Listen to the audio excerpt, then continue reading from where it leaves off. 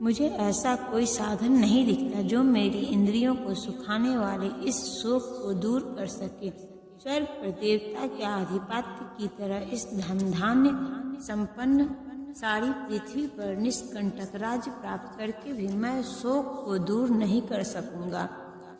यद्यपि अर्जुन धर्म तथा सदाचार के नियमों पर आधारित अनेक तर्क प्रस्तुत करता है, किंतु ऐसा प्रतीत होता है कि वह अपने गुरु भगवान श्री कृष्ण की सहायता के बिना अपनी असली समस्या को हल नहीं कर सकता रहा।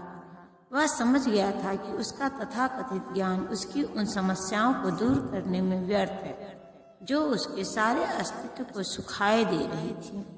उसे इन उलझनों को भगवान कृष्ण जैसे आध्यात्मिक गुरु की सहायता के बिना हल कर पाना असंभव लग रहा था।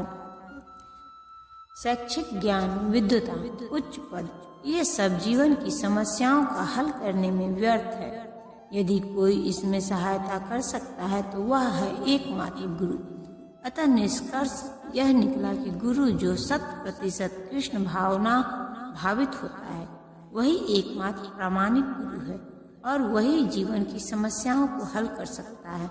भगवान चैतन्य ने कहा है कि जो कृष्ण भावनामृत के विज्ञान में दक्ष हो, कृष्ण तत्ववेत्ता हो, चाहे वह जिस किसी जाति का हो, वही वास्तविक गुरु है। किवा विप्र किवा न्यासी शूद्र केनेन ये कृष्ण तत्ववेत्ता से गुरु है। कोई व्यक्ति चाहे वह विप्र हो, निम्न जाति में जन्मा शूद्र हो या सन्यासी की सन्यासी, यदि वह कृष्ण के विज्ञान में दक्ष है तो वह यथार्थ प्रामाणिक गुरु है। अतः कृष्ण तत्ववेत्ता हुए बिना कोई भी प्रामाणिक गुरु नहीं हो सकता। वैदिक साहित्य में भी कहा गया है, विद्वान ब्राह्मण भले ही वह संपूर्ण वैदिक ज्ञान में पारंगत क्यों न हो, यदि वह वैष्णव नहीं है या कृष्ण भावनामृत दक्ष नहीं है तो गुरु बनने का पात्र नहीं है। किंतु शूद्र यदि वह वैष्णव या कृष्ण भक्त है तो गुरु बन सकता है। संसार की समस्याओं, जन्म, जरा, व्याधि तथा मृत्यु की निवृत्ति धन संचय तथा आर्थिक विकास से संभव नहीं है। विश्व के विभिन्न भागों में ऐसे राज्य हैं जो जीवन की सारी सुविधाओं से तथा संपत्ति एवं आर्थिक विकास से पूरित है, किंतु फिर भी उनके सांसारिक जीवन की समस्याएं ज्यों की त्यों बनी हुई है। ये विभिन्न साधनों से शांति खोजते हैं, किंतु वास्तविक सुख उन्हें तभी मिल जा पाता है जब वे कृष्ण भावनामृत से युक्त कृष्ण के प्रामाणिक प्रतिनिधि के माध्यम से कृष्ण अथवा कृष्ण तत्व पूरक भगवत गीता तथा श्रीमद् भागवत के परामर्श को ग्रहण करते हैं। यदि आर्थिक विकास तथा भौतिक सुख किसी के पारिवारिक, सामाजिक, राष्ट्रीय या अंतर्राष्ट्रीय अव्यवस्था से उत्पन्न हुए शोकों को दूर कर पाते हैं तो अर्जुन यह न कहता कि पृथ्वी का अप्रतिम राज्य या स्वर्ग लोक में देवताओं की सर्वोच्चता भी उसके शोकों को दूर नहीं कर सकती। इसीलिए उसने कृष्ण भावनामृत का ही आश्रय ग्रहण किया और यही शांति तथा समसरता का उचित मार्ग है। आर्थिक विकास या विश्व आधिपत्य प्राकृतिक प्रलय द्वारा किसी भी क्षण समाप्त हो सकता है।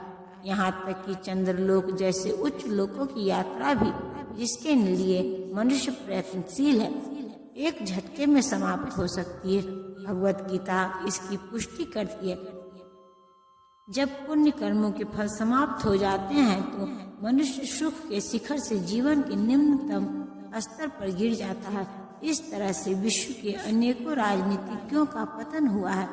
ऐसा अधः पतन शोक का कारण बनता है। अतः यदि हम सदा के लिए शोक का निवारण चाहते हैं तो हमें कृष्ण की शरण ग्रहण करनी होगी, जिस तरह अर्जुन ने की।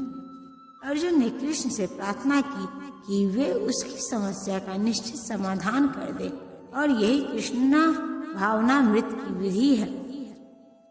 संजय ने कहा, इस प्रकार कहने के बाद शत्रुओं का दमन करने वाला अर्जुन कृष्ण से बोला, हे गोविंद, मैं युद्ध नहीं करूंगा, और चुप हो गया। धृतराष्ट्र को यह जानकर परम प्रसन्नता हुई होगी कि अर्जुन युद्ध न करके युद्ध भूमि छोड़कर भिक्षाटन करने जा रहा है, किंतु संजय ने उसे पुनः यह कहकर निराश कर दिया कि अर्जुन अपने शत्रुओं को मारने में सक्षम है।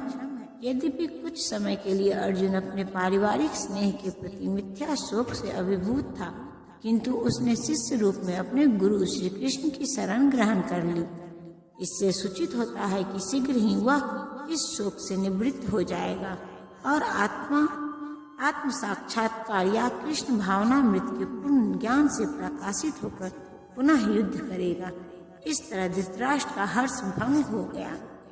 हे भरतवंशी धृतराष्ट्र, उस समय दोनों सेनाओं के मध्य शोक मग्न अर्जुन से कृष्ण ने मानो हंसते हुए ये शब्द कहे। दो घनिष्ठ मित्रों अर्थात ऋषिकेश तथा गुड़ाकेश की मध्य वार्ता चल रही थी।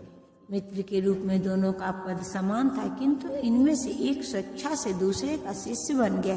कृष्ण हंस रहे थे क्योंकि उनका मित्र अब उनका शिष्य बन गया था। सबों के स्वामी होने के कारण वे सदैव श्रेष्ठ पद पर रहते हैं, तो भी भगवान अपने भक्त के लिए सखा, पुत्र या प्रेमी बनना स्वीकार करते हैं।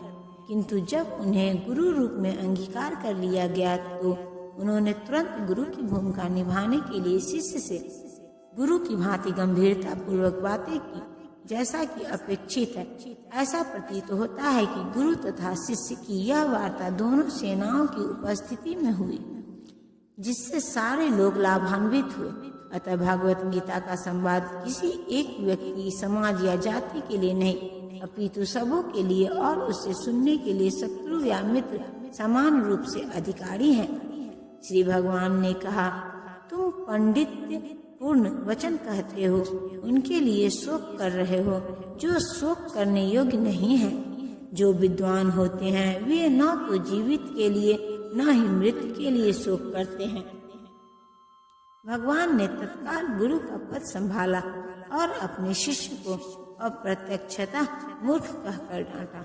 उन्होंने कहा, तुम विद्वान की तरह बातें करते हो, किंतु तुम यह नहीं जानते कि जो विद्वान होता है अर्थात जो यह जानता है कि शरीर तथा आत्मा क्या है, वह किसी भी अवस्था में शरीर के लिए चाहे वह जीवित हो या मृत शोक नहीं करता।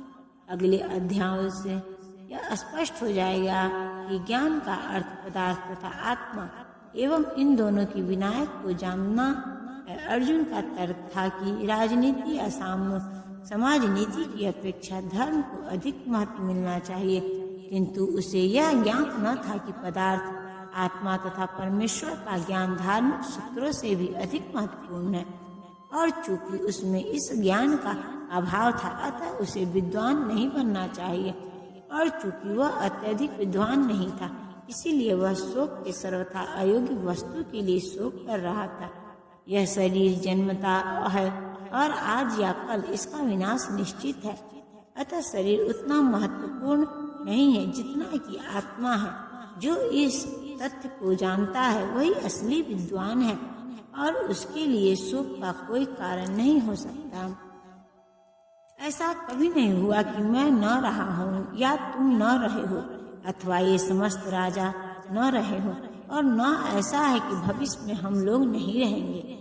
वेदों में कठोपनिषद में तथा श्वेतास्तर उपनिषद में भी कहा गया है कि जो श्री भगवान असंख्य जीवों के कर्म तथा कर्म फल के अनुसार उनकी अपनी अपनी परिस्थितियों में पालक है, वही भगवान अंश रूप में हर जीव के हृदय में वास कर रहे हैं।